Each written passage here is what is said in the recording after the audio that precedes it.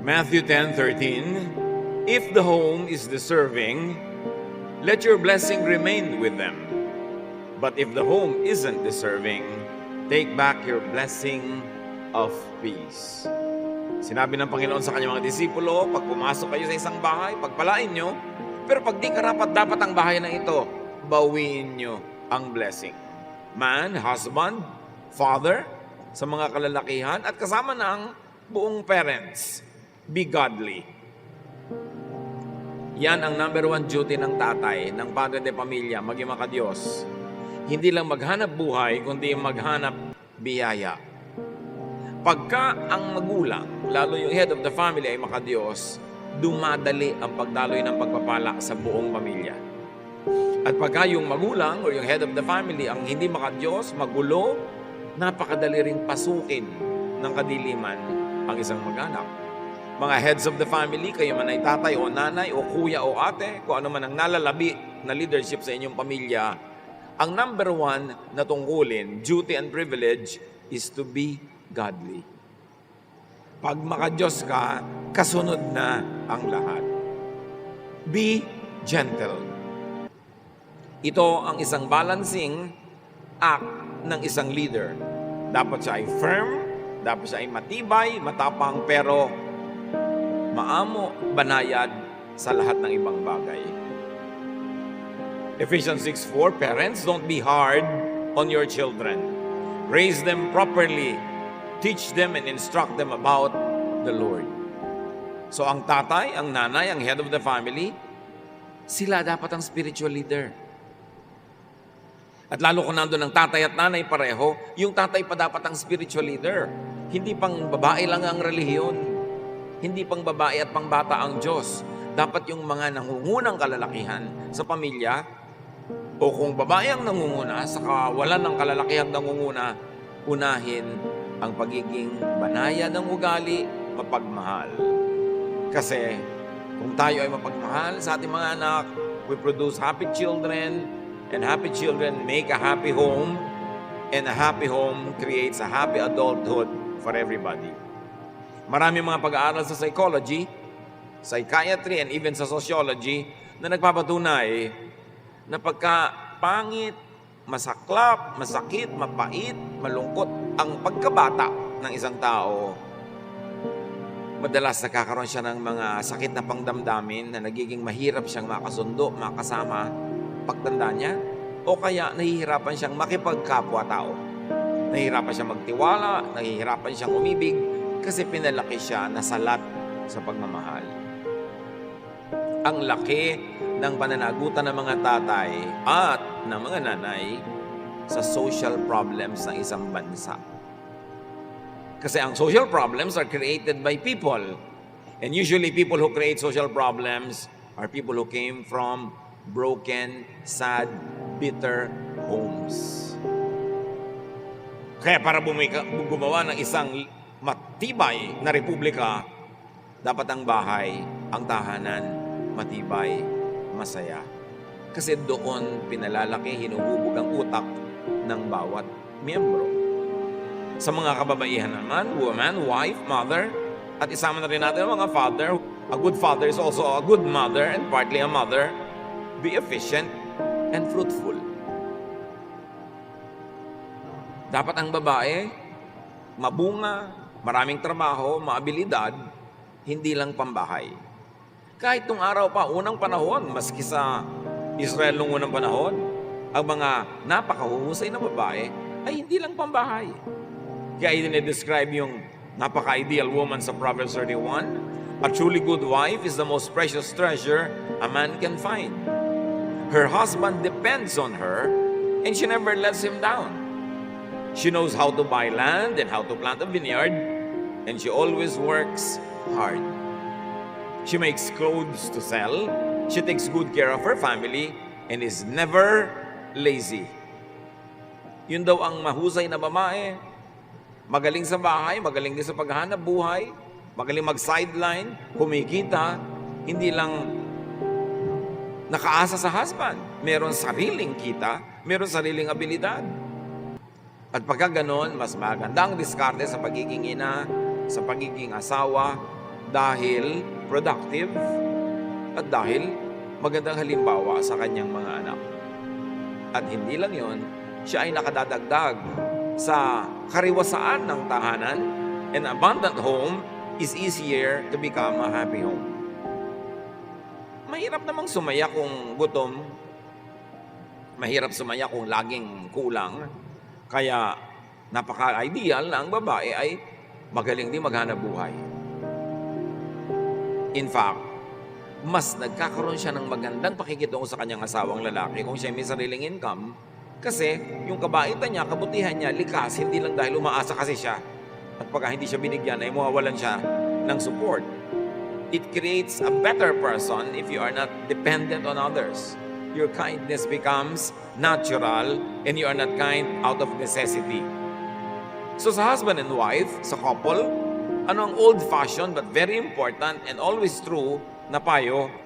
Be faithful. Kailangan pa bang i-memorize yan? Couples should go back to old-fashioned faithfulness to each other. Sa dinami-rami na eksperimento ng lipunan, maski yung sex revolutions noong 50s and 60s, and hanggang sa 70s, at yung loose morals na umuuso sa napakaraming lipunan, hindi naman nag-produce yun ng happiness eh. Hindi naman sinabi ng mga tao na, because I'm unfaithful to my husband or to my wife, because I'm an adulterer, because I am playing with everybody else, I became happier. Wala namang ganun. This unfaithfulness business to the couple, of the couple, is a failure. It's a grand social failure. Not to mention that it's a grand moral failure. Ang tunay na kasiyahan, katatagan, kasiyahan pa rin ng pamilya ay yung maging matapat ang mag-asawa sa isa't isa, no matter what. Siyempre, as is where is, na yung napangasawa mo, yun na talaga ang dibdibin mong partner sa buhay. Tanggapin mo na ang lahat ng kulang, i-enjoyin mo ang lahat ng maganda at magagaling na bahagi nun, at tanggapin mo yung kulang. Kasi yung mga kulang sa asawa mo, pag hinanap mo sa iba, may makikita kang nasa iba yung kulang na yon. Pero yung makikita mong iba na yon, may ibang kulang na naman yon. At di ka titigil ang kakahanap, tulad ng woman at the well sa Samaria. Sabi ni Jesus, bring your husband here. Sabi niya, I have no husband. At sabi ni Jesus, tama ka. Because the man in your house right now is not your husband, and the 6 others who were before him were not your husband. So ang babaeng ito hindi tumigil ng kakahanap ng mapapartner sa buhay, hanggang tumanda na lang siguro siya, maghahanap siya kung hindi siya natagpuan ni Jesus at kung hindi siya nakinig kay Jesus. Yung mga experiment na yan, yung mga paghahanap ng mga iba, mga kulang din yan kahit sa mapunta. Kaya dapat sinupin, mahalin, patibayin ang inyong samahan ng mag-asawa. Exodus 20:14, be faithful in marriage. Kung may konti mang pleasure na napapala yung unfaithful, ang laki ng bayad. Ang laki ng social cost, moral cost, and even financial cost. Proverbs 5:18, mga lalaki ang pinapayuhan, pero siyempre, good for women din ang payo. Be happy with the wife you married when you were young. Sa ganun, maging masaya ka. Turuan mong sarili mong manatiling masaya at umimbento ka ng kasayahan kasama ang babaeng pinakasalan mo ng mga bata pa kayo. Hindi yun, nung tumanda na siya, nagkakaroon ka na ng interes sa ibang bata. It never works. It never worked. It never will. Kaya yung institution of faithfulness to marriage is an institution because it has proven to be effective. Generally, universally, yun talaga ang effective approach. At mahalaga sa happy home, husband and wife especially, be peaceful, be peaceable. Because a peaceful partnership means happy parenting, and it leads to having a happy home. Mahirap sumaya ang bahay na nag-aaway ang tatay at nanay. Mas madaling pasayahin ang lahat kung gagawa sila ng paraan na magkasundo. Proverbs 15:17, a simple meal with love is better than a feast where there is hatred. Ang sinasabi lang sa atin, simplify to have more space for happiness. Kung magkakaroon ng kaligayahan, kapayapaan, katahimikan, contentment sa simpleng pamumuhay, tama na ang simple kaysa maluho, magarbo, pero complicated. Kaya yung mga pamilya na binebless ng Panginoon na yumaman ng higit sa dati, o dating hindi nga mayaman, tapos yumaman, dapat huwag niyong payagan na ang inyong pag-asenso, pagyaman, pagkakaroon ng mas maraming pera o mga kabuhayan, ay maging hadlang para kayo maging masaya. Huwag payagan na kung nagkapera ka ngayon, ibinabahay mo na tuloy si Kulasisi. Mabuti pa wala ka nalang pera para wala kang pambahay sa kanya kaysa merong ganon. Yung nagkaroon ng pera yung mga anak, nagkabisyo-bisyo, nagkawindang-windang ang buhay dahil yumabang. Dapat walang ganon. Pag pinagpapala ka ng Panginoon, binigyan ka ng mas marami ngayong pera kaysa dati, mas dapat kang matapat sa Panginoon at sa isa't isa. Hindi yung gagamitin mo yung blessing as a tool para ka maloko ng demonyo. Gagamitin mo yung tool na blessing para mapariwara, mapasama, para gumawa ng hindi tama. Mababawi ang ganong blessing. At kung hindi man yun mabawi, mawawalan niya ng bisa, hindi magiging blessing ang bisa nun, magiging curse. Don't allow God's blessing to become curses in your life. What you do with the blessing will keep it as a blessing or will turn it into a curse. Proverbs 25:24, it is better to stay outside on the roof of your house than to live inside with a nagging wife or husband. Kaya iwasan na yung naging-naging. Wala namang nagbabago, kananag mo eh. Meron ba? Yun namang ninanag, kaya hindi tumitigil yung nagger kasi hindi ka nakikinig. Kung nakinig ka ba naman, di titigil na yan magnag. Pero dahil ayaw mong makinig, yun namang nagger, ayaw tumigil, pareho nila kayo mag-ceasefire para tumahimik ang buhay. Kung dakdak ka ng dakdak, wala naman nakikinig, sayang ang pagod, nagkakalayo-layo lang ang mga loob nyo, manahimik na lang, lunukin ang laway, magtiyaga, magtiis. Yun ang sikreto ng masasayang pamilya, hindi yung nasisiyahan ka lagi sa mga kasama mo sa buhay, kundi tinuturuan mo sa sarili mong tanggapin sila, enjoyin ang kanilang mga katangian, at patawarin, takpan ng pag-ibig ang kanilang mga kakulangan. Do not unnerve one another. Do not get into each other's nerves. Huwag niyong laging inisin ang inyong asawa, ang inyong anak, ang inyong magulang kasi yung bahay para yung swimming pool.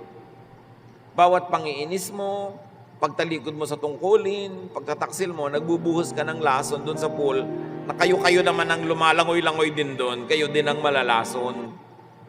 Bakit lalasunin ang sariling tahanan? Ngayon, mga tatay at mga nanay na mga biyanan, be loving.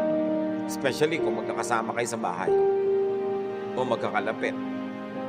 Mga biyanan, kung kayo may mga manugang na, one great way to love your son or daughter is to love his or her partner.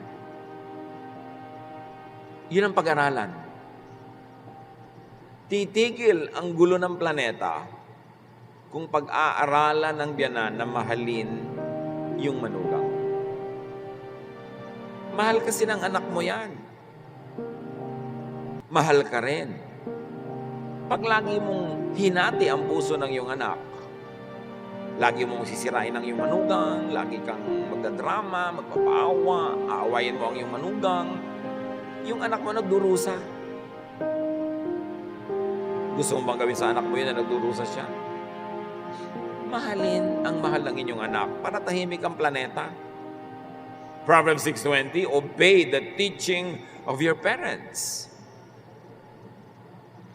Akala nyo ba kung may internet, kung may mga school, mas marurunong ang mga kabataan kaysa matatanda? No. Those who are in the information age, in the information technology, are only better informed. It doesn't mean that they are wiser. It takes time to be wise. It takes living a long life, to be wise. You could be better informed, but what you do with that information has no guarantee that it would be a wise interpretation of the information that you know.